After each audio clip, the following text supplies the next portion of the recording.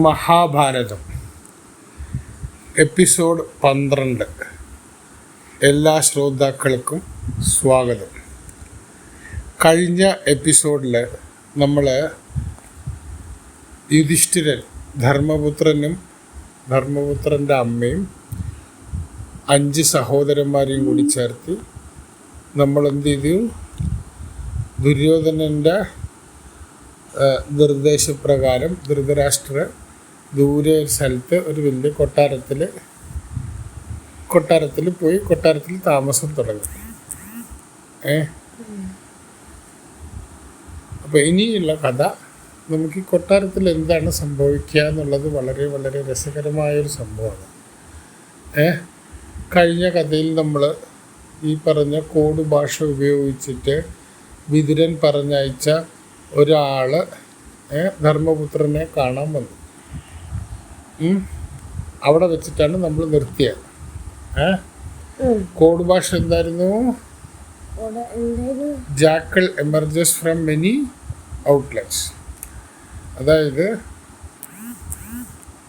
ധൃതരാഷ്ട്ര യുധിഷ്ഠിരനെയും 4 അനുജന്മാരെയും കുന്തിദേവിയെയും തലസ്ഥാനമായ ഹസ്തിനപുരത്ത് നിന്ന് മാറ്റി വേറൊരു സ്ഥലത്ത്, ദൂരെയുള്ളൊരു സ്ഥലത്ത്, ഒരു പ്രത്യേക ശിവൻ്റെ ഉത്സവം നടക്കുന്ന സ്ഥലത്ത് ഒരു വലിയൊരു വീട്, ഹൗസ് ഓഫ് ജോയ് എന്ന് പറഞ്ഞ വീട്ടിലേക്ക്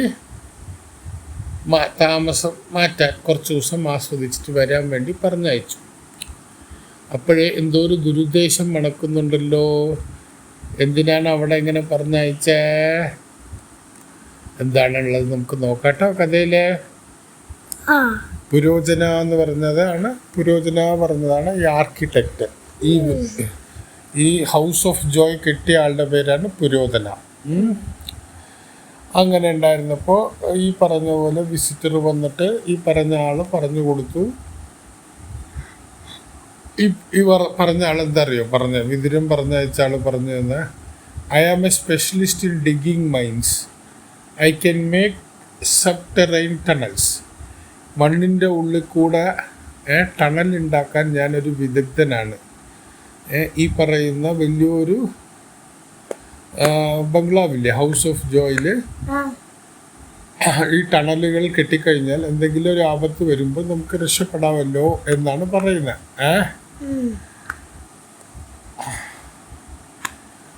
അപ്പോൾ Purojana has been ordered to wait for the dark half of the month and start the fire on the 14th day at midnight when you are asleep. ഈ വന്ന ആളില്ലേ, വിതുരൻ പറഞ്ഞു വായിച്ച വന്ന ആളില്ലേ, ജാക്കിൾസ് എമർജ് ഫ്രം മെനി ഔട്ട്ലെറ്റ്സ് എന്നുള്ള ആ secret വാക്ക് പറഞ്ഞു കൊടുത്തിട്ട് വന്നില്ലേ, അയാൾ പറഞ്ഞത് എന്താന്ന് വെച്ച് കഴിഞ്ഞാൽ, ദുര്യോധനൻ്റെ നിർദ്ദേശപ്രകാരം മാസത്തിൽ പൗർണമി രാത്രിയിൽ, പൗർണമി എന്ന് പറയുമ്പോൾ ബാക്കി പകുതി പൗർണമിയല്ല, അമാവാസി, പൗർണമി കഴിഞ്ഞ് കുറച്ച് ദിവസം കഴിയുമ്പോൾ പകുതി ദിവസങ്ങളാവും. അത് കഴിഞ്ഞ രാത്രിയിൽ ഭയങ്കര ഇരുട്ടാവും. അങ്ങനെ 14ാമത്തെ രാത്രിയിൽ ഈ ബംഗ്ലാവിനെ, ഹൗസ് ഓഫ് ജോയിനെ കത്തിക്കാനാണ് തീരുമാനം എന്ന് പറയുന്നു. തീ കത്താൻ തുടങ്ങും. നിങ്ങളെല്ലാവരും ഉറങ്ങിക്കിടക്കുന്ന സമയത്ത് ഈ വീടിലെ, ഈ കൊട്ടാരത്തിലെ, ഹൗസ് ഓഫ് ജോയില് തീ കത്തും എന്ന് പറഞ്ഞു. അപ്പോൾ Yudhishthira remarked, how thoughtful of them. എന്താത്? I will complete my work well before the time, he said the miner. അപ്പോൾ ഈ പറഞ്ഞ ആൾ പറഞ്ഞു, ഞാൻ അതിനു മുമ്പ്, അതായത് ഈ മാസം അമാവാസിക്ക് പൗർണമി കഴിഞ്ഞ് 15 ദിവസം കഴിയുമ്പോൾ മാസത്തിലെ ഇരുട്ട് ഭാഗമാവില്ലേ, അന്നത്രയും കറണ്ടും ഇലക്ട്രിസിറ്റി ഒന്നും ഇല്ലാത്ത കാലമാണ് കേട്ടോ. കറണ്ടൊക്കെ കുറേ കൊല്ലങ്ങൾക്ക് ശേഷമാണ് കണ്ടുപിടിച്ച. അപ്പൊ രാത്രിയിൽ നമ്മൾ ചന്ദ്രന്റെ വെളിച്ചം മാത്രമല്ല ആശ്രയിച്ചിരിക്കുന്നേ. അപ്പൊ ഇരുട്ടുള്ള ഒരു രാത്രിയിൽ, ചന്ദ്രൻ ഇല്ലാത്തൊരു രാത്രിയിൽ നിങ്ങൾ താമസിക്കുന്ന ഹൗസ് ഓഫ് ജോയില് തീ പിടിക്കും എന്ന് ഇയാൾ പറയും. ഇതിനു മുമ്പ് തന്നെ ഞാൻ ഇവിടുന്ന് ഒരു ടണൽ കുഴിച്ചു തരും. ആ ടണലിൽ കൂടെ തീ കത്തുമ്പോൾ നിങ്ങൾക്ക് നിങ്ങൾക്ക് ഓടി രക്ഷപ്പെടാം. I will complete my work well before that time, said the miner. May I look through this mansion? ഇത്രയും വലിയ കൊട്ടാരം ഞാനൊന്ന് നോക്കട്ടെ. And select a spot for excavation.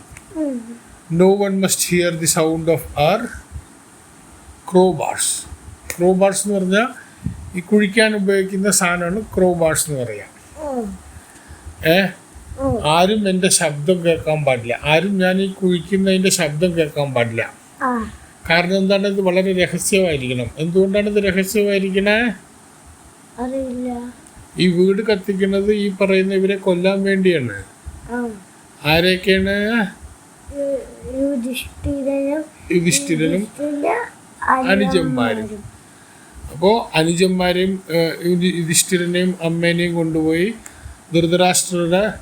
ദുര്യോധനൻ്റെ നിർദ്ദേശപ്രകാരം ധൃതരാഷ്ട്രനോട് മാറാൻ പറഞ്ഞു. അവിടെ വലിയൊരു കൊട്ടാരം കെട്ടി ആ കൊട്ടാരത്തിൽ ഇവരെ താമസിപ്പിച്ചു. അപ്പോഴേക്കും വിതുരൻ എന്തോ മണത്തിട്ടാണ് വിതുരൻ ഈ കാര്യങ്ങളൊക്കെ മനസ്സിലായി. അപ്പോൾ വിതുരനാണ് ഒരാളെ പറഞ്ഞയക്കുക, ഈ കുന്തി ദേവിയും 5 മക്കളും രക്ഷപ്പെടാൻ വേണ്ടിയുള്ള വഴി കണ്ടുപിടിച്ച് പറഞ്ഞു കൊടുക്കുക. അങ്ങനെയുള്ള സമയത്ത്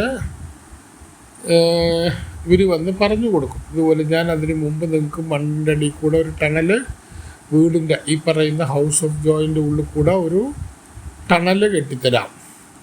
ഈ ടണലിൻ്റെ ഉള്ളിൽ കൂടെ നിങ്ങൾക്ക് ഓടി രക്ഷപ്പെടാം എന്ന് പറഞ്ഞു.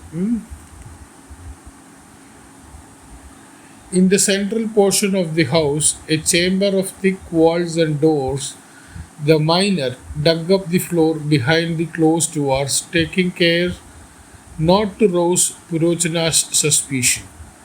പുരോചനനാണ് ഈ വീട് കെട്ടിയിരിക്കുന്നത്. അപ്പോൾ പുരോചനൻ അറിയാതെ തന്നെ ഇവിടെ ഒരു നല്ല സ്ഥലം നോക്കിയിട്ട് കുഴിച്ചു കഴിഞ്ഞാൽ, ഇതേ കൂടെ ഒരു ടണൽ ഉണ്ടായിക്കഴിഞ്ഞ് കഴിഞ്ഞാൽ ഈ വീട് കത്തുമ്പോൾ ഈ ടണലിൽ കൂടെ ഇവർക്ക് ഓടി രക്ഷപ്പെടാമല്ലോ.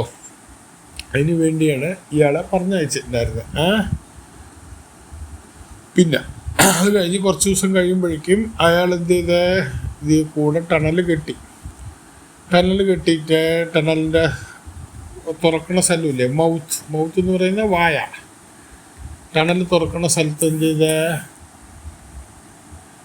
പ്ലാങ്ക്സ് ആൻഡ് കാമഫ്ലാഗ് അതിനെ മറച്ചു വെച്ചു. When the miners men went underground and built a tunnel,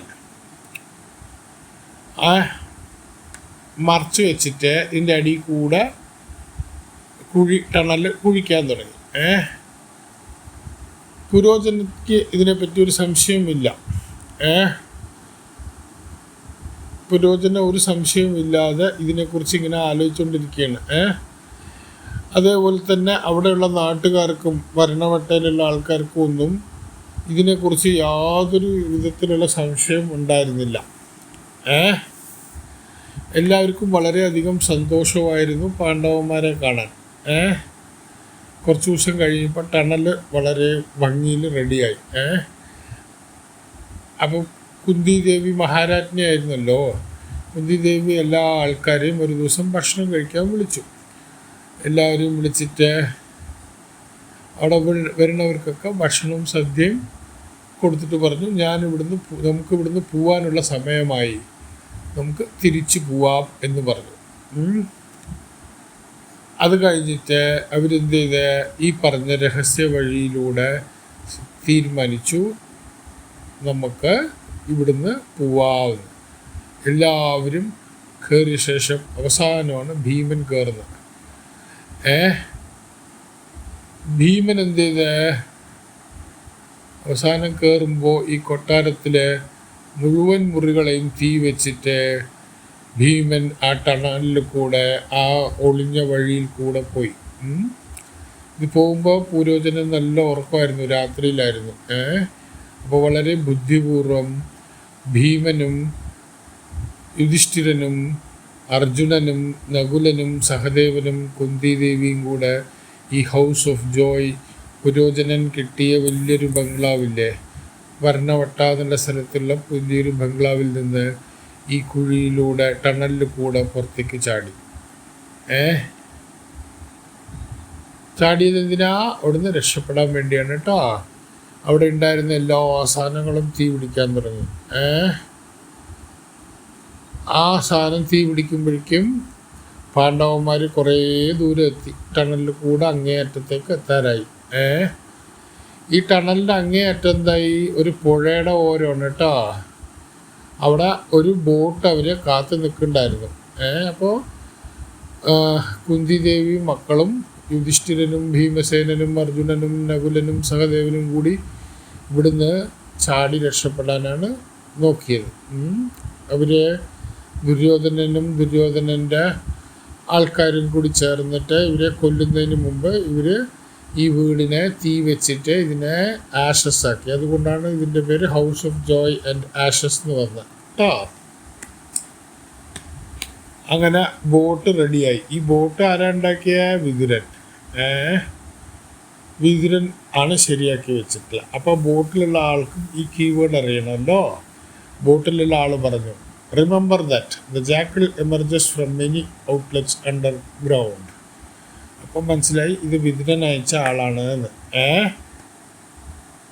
then he carried them safely across the river. ഈ 5 പേരെയും മക്കളെയും ബോട്ടിലുള്ള ബോട്ട്മാൻ പതുക്കെ സുരക്ഷിതമായിട്ട് അടുത്ത ഈ പുഴയുടെ അങ്ങേക്കരയിൽ എത്തിച്ചു. അങ്ങേക്കരയിൽ എന്തായിരുന്നു? വളരെ കൊടും കാടായിരുന്നു കേട്ടോ. അവിടെ കാട്ടിൽ ഇവരെ ഇറക്കി വിട്ടു. ഹസ്തിനപുരത്ത് നിന്ന് എത്രയും ദൂരം പോകാൻ പറ്റുമോ അത്രയും ദൂരം പോയി. അങ്ങനെയാണ് പാണ്ഡവന്മാർ രക്ഷപ്പെട്ട് ഇനിയൊരു സ്ഥലത്തേക്ക് എത്തിയത്. അങ്ങനെ പാണ്ഡവന്മാർ സ്ഥലം പോയപ്പോൾ എല്ലാവർക്കും വളരെ സങ്കടമായി. നാട്ടുകാർക്കൊക്കെ ഇഷ്ടമായിരുന്നല്ലോ.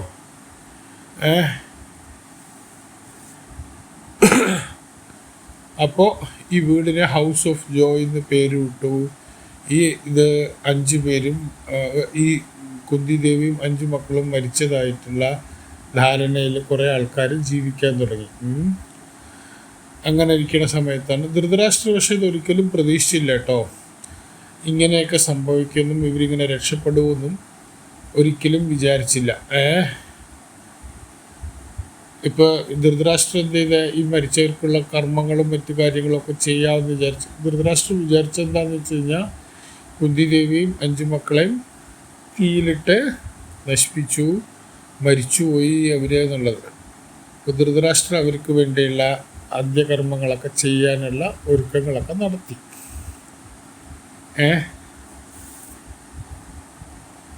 ഉറങ്ങിയോ ആജൂട്ടാ? ഇന്നത്തെ എപ്പിസോഡോടുകൂടി നമ്മൾ 3ാമത്തെ ചാപ്റ്ററായ House of Joy and Ashes അവസാനിപ്പിക്കുകയാണ്. കഴിഞ്ഞു. ഇത്രയേ ഉള്ളൂ ഈ കഥയിൽ. ഇനി അടുത്ത ചാപ്റ്റർ ബ്രൈഡ് ഫോർ 5 എന്നുള്ളത് ഉടനെ നാളെ അടുത്ത എപ്പിസോഡ് തുടങ്ങുന്നതായിരിക്കും.